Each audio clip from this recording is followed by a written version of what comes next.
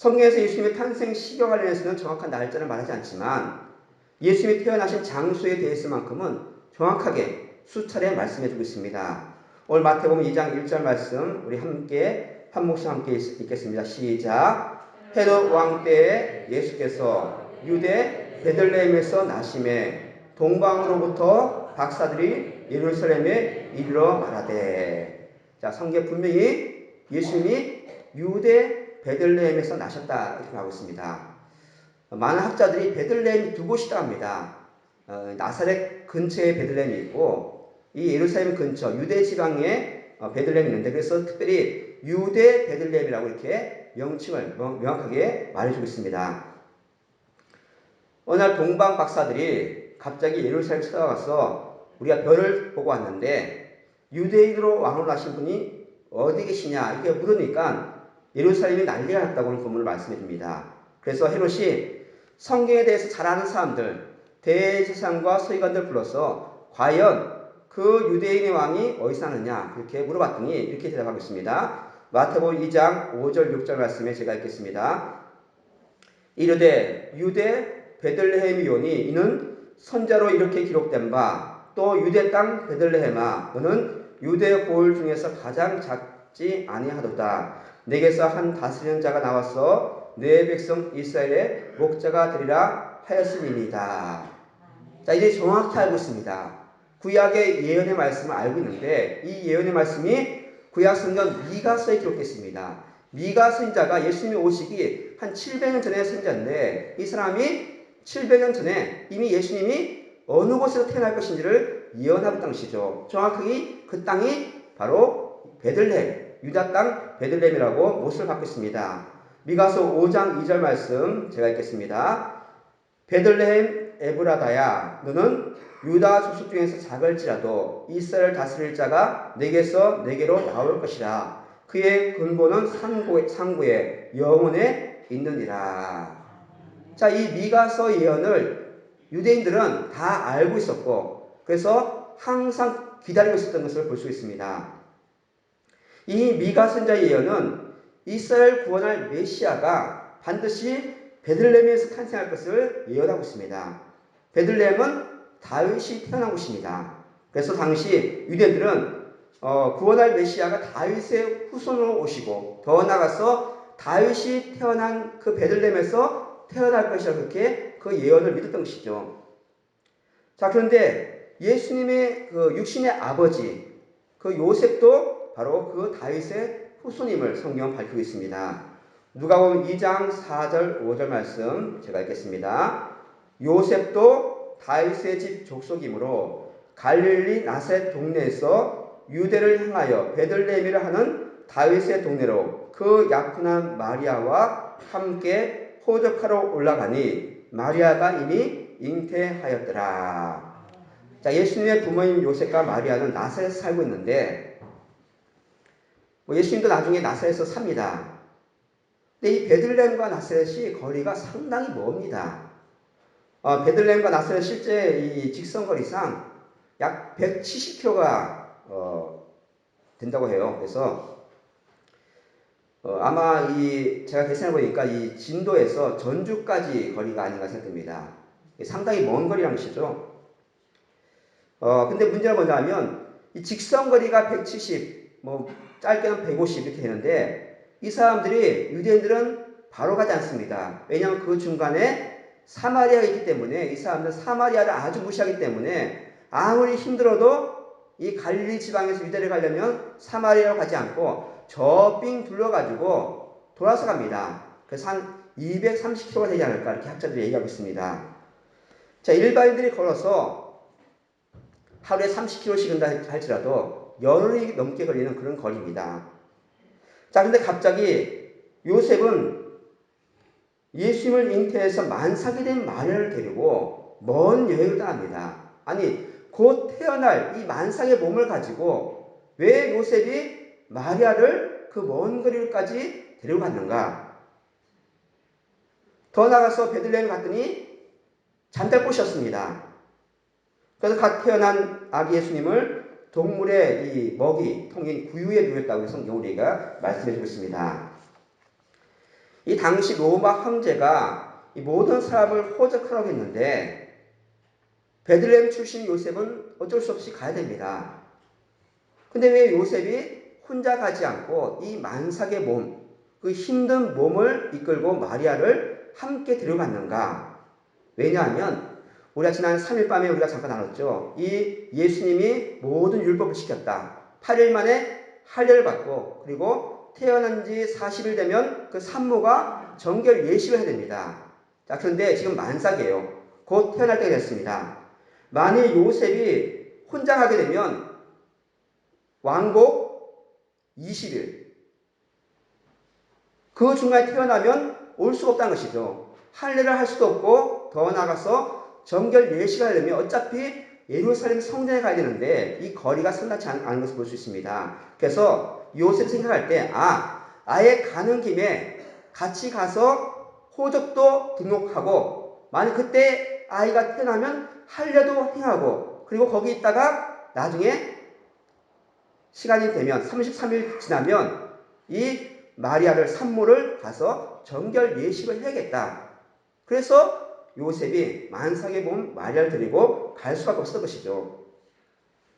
결국 예수님이 선지자 미가의 예언대로 베들레헴에서 태어날 수밖에 없었고 이 역사적인 사건들과 모든 환경들을 하나님께서 주관하신 줄 저희는 믿습니다.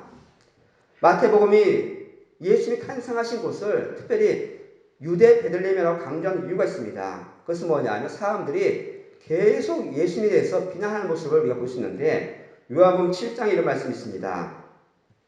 7장 41절에 43절 말씀에 어떤 사람은 그리스도라 하며 어떤 이들은 그리스도가 어찌 갈릴리에서 나오겠느냐 성경에 이르기를 그리스도는 다윗의 씨로 또 다윗이 살던 마을 베들레헴에서 나오리라 하지 아니하였느냐 하며 예수로 말미암아 무리 중에서 쟁론이 되니 예수님 당시에 예수님의 탄생 때문에 사람들이 논쟁이 있습니다.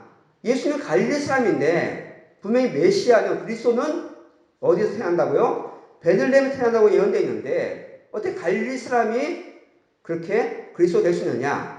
마태는 아니란 것이죠. 예수님이 갈릴리에 살기는 살았지만 그 태어난 곳은 어디라고요? 유대 땅 베들레헴이 분명하다고 여러 차례 강조하는 것을 볼 수 있습니다. 유대인들은 메시아에 대해서 관심이 많았습니다. 메시아가 누군지 알았고 또 그 메시아 그리스도가 어디에서 태어날지도 다 알고 있었습니다.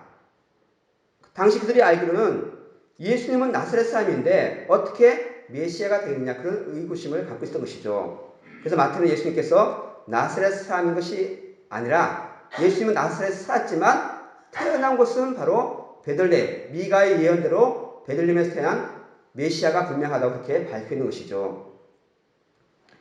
마태는 여기서 예수님께 베들레헴에 태어났다고 말하면서 더 나아가서 그 예언대로 그 고향 나사렛에서 사신 것도 예언이 응답되었다고 말하고 있습니다.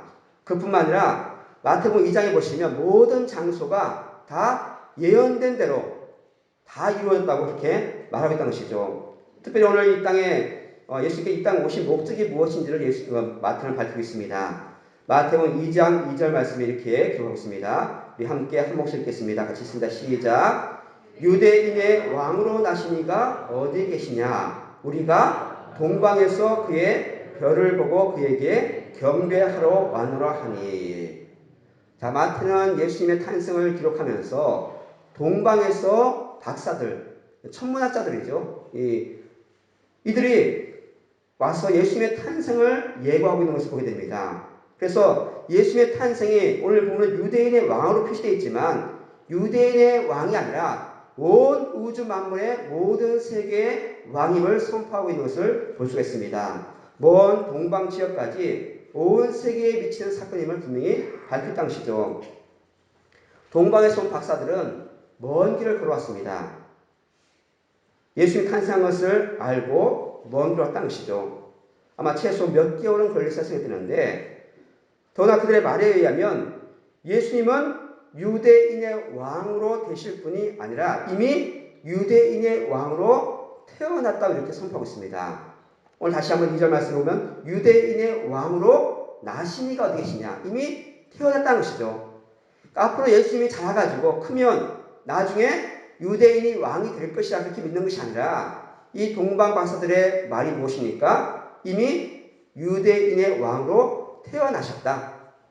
예수님은 태어나실 때부터 왕으로 태어났음을 분명히 선포하고 있습니다.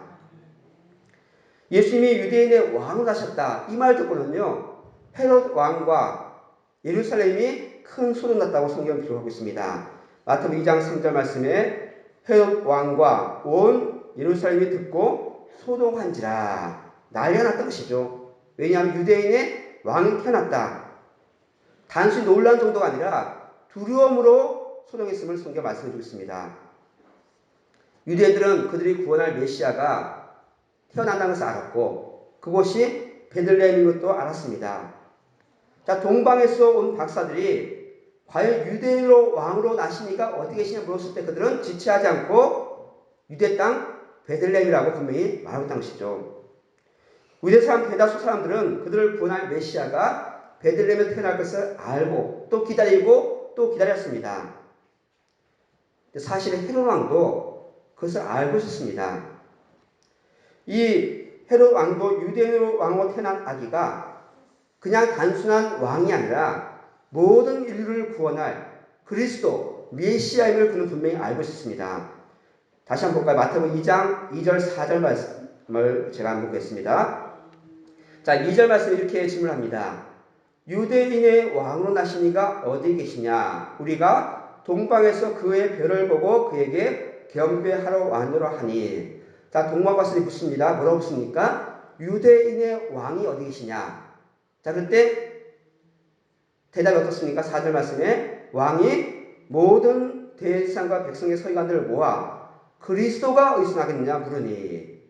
자, 처음에 동방 박사의 질문은 유대인의 왕이었습니다. 헤롯이 뭐라고 질문합니까? 그리스도가 어디서 나겠느냐? 유대인의 왕이란 것이 바로 곧 메시아, 그리스도라는 것을 헤롯 왕은 알았던 것이죠. 헤롯 왕은 동방 박사가 찾는 이 유대인의 왕이 단순히 정치적인 왕이 아니라 즉 그들을 구원할 이스라엘 사람들을 구원할 메시아라는 것을 그는 분명히 알았습니다. 자, 그런데 그들을 구원할 왕 메시아가 태어났는데 기뻐해야 할 사람들이 오히려 두려워하고 있고요. 오히려 예수님을 죽이려고 애를 쓰는 것을 볼 수가 있습니다. 반대로 이방 나라 동방 박사들은 뭐하러 왔습니까? 먼 길을 걸어서 그 왕에게 메시아에게 그리스도께 경배하러 왔는데 정작 헤롯 왕과 유대인들은 오히려 예수님을 거부하고 당시죠. 헤롯은 메시아가 베들레헴에 태어날 것을 알았습니다. 하지만 정확히 장소를 몰랐기 때문에 동방 박사에게 묻죠. 과연 어디서 태어나는지 알면 나에게 알려달라. 왜요? 가서 경배하려고 하는 것이 아니라 죽이려고 했다는 것이죠. 그런 자신과 경쟁하게 될지 모를 메시아, 정치적인 왕일 뿐만 아니라 더 나아가서 그리스도 같다면 온 이스라엘이 뒤집어질까봐 염려해서 그는 아예 모든 것을 없애려고 그렇게 계획했던 것입니다. 그와는 반대로 베들레헴이 어디도 몰랐던 이 동방 박사들은 정말로 하나님의 은혜를 알았고 예수를 만나서 기뻐하면서 그에게 경배했다고 성경은 우리에게 분명히 말씀해 주고 있습니다. 말씀 읽겠습니다. 자, 이스라엘 사람들은 하나님을 두려워하지 않습니다. 그리스도가 왔지만 메시아가 왔지만 그렇게 고대하고 기다렸던 메시아가 왔지만 오히려 메시아를 죽였던 사람들이 바로 유대인들입니다. 헤롯은 하나님을 전혀 두려워하지 않고 하나님의 약속의 성취, 정말 메시아로 온 그 그리스도 예수님을 죽이려 했던 것이죠. 헤롯은 메시아의 탄생과 관련된 예언이 진짜임을 믿었습니다. 안 믿었으면 그가 이런 일을 할 리가 없죠. 근데 그는 이 예언의 말씀이 진짜 이루어졌다는 것을 믿었던 것이죠.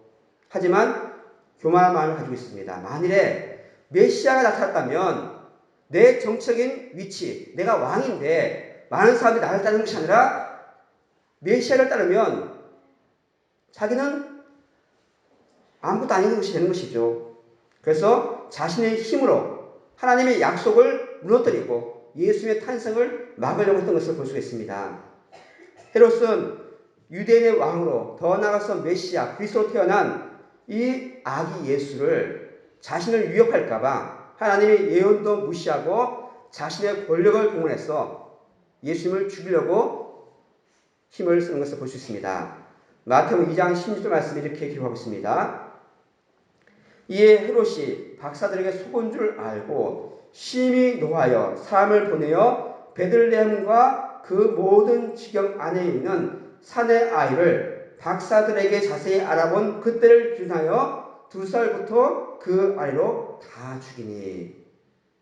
예수님이 태어난 것을 모르니까 아예 2살 아래로 다 죽여버리라.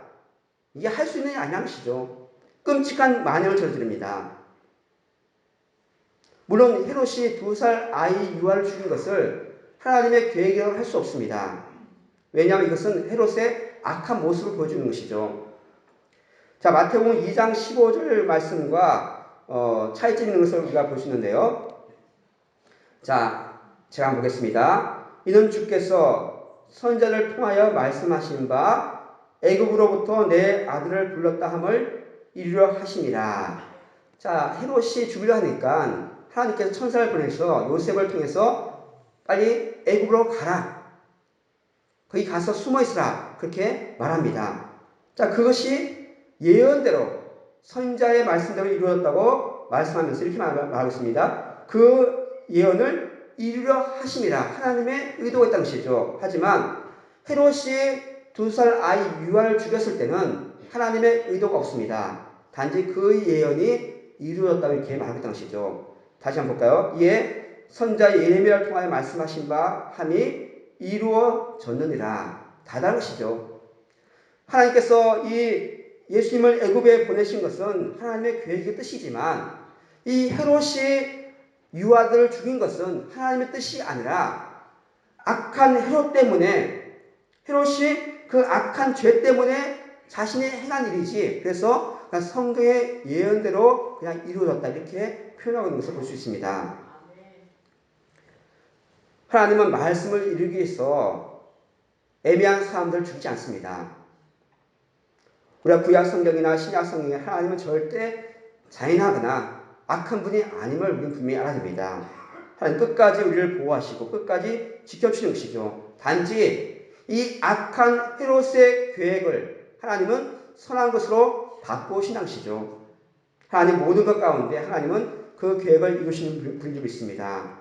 예수님이 태어난 장소, 또 그리고 헤롯을 피해서 도망간 애굽, 그리고 다시 돌아와서 사신 곳 나사렛, 이 모든 것이 하나님의 계획 속에 이루어졌음을 성경 분명히 밝히고 있습니다. 아무리 헤롯이 그것을 방해하려고 했지만 하나님의 계획은 완성되었던 것이죠. 당시 이스라엘 땅을 통치하는 것은 헤롯 왕처럼 보입니다. 헤롯이 모든 것을 가지고 있고 모든 권력을 가지고 있는 것처럼 보이지만 실제로 그는 아무것도 할 수 없었던 것이죠. 왜냐하면 하나님이 그 모든 것을 주관하시고 하나님께서 이 모든 것을 행하시기 때문에 한치도 틀림없이 모든 것이 이루어짐을 마태는 우리에게 알려주고 있습니다. 예수님이 위기에 처했을 때 하나님은 천군 천사를 동원해서 모든 것을 막을 수 있습니다. 하지만 하나님 특별한 기적이나 특별한 능력 가지고 보호하지 않습니다. 하나님은 말씀으로 모든 것을 이루어 가시는 것이죠.